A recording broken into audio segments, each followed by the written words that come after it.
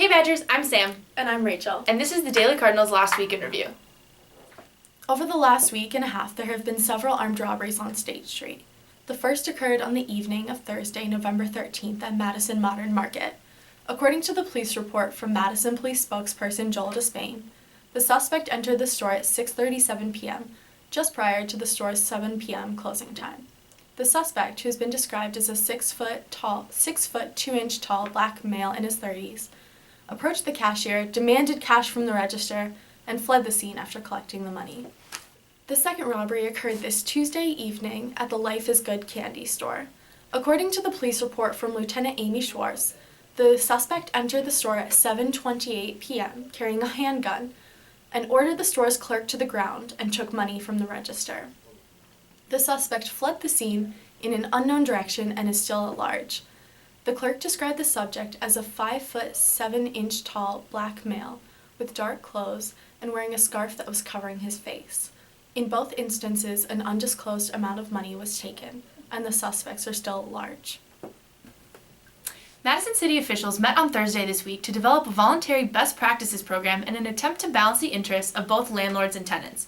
UW-Madison student and committee member Tom Gierach expressed that it can be especially difficult for students new to renting apartments because they are still getting acquainted with new roommates and exploring living options with late deadlines, such as studying abroad.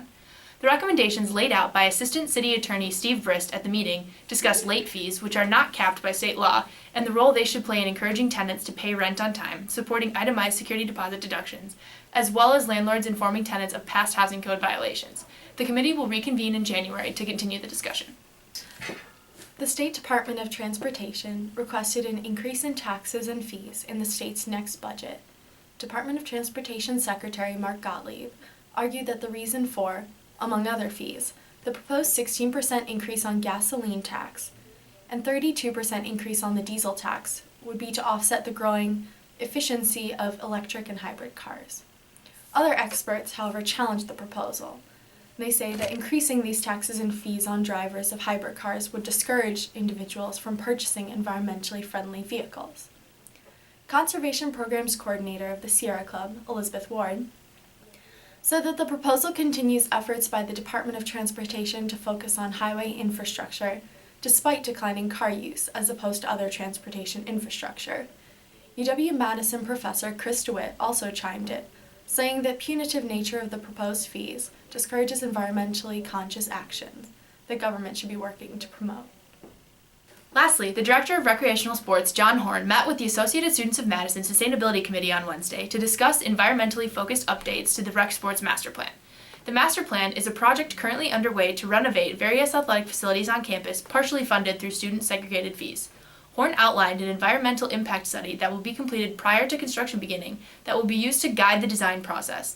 It includes proposals to use energy from cardio machines and solar panels to partially power indoor facilities, as well as green rooftops, much like the ones that have been installed on newer campus facilities like Gordons Avenue Market, as well as DeJoe President's Hall.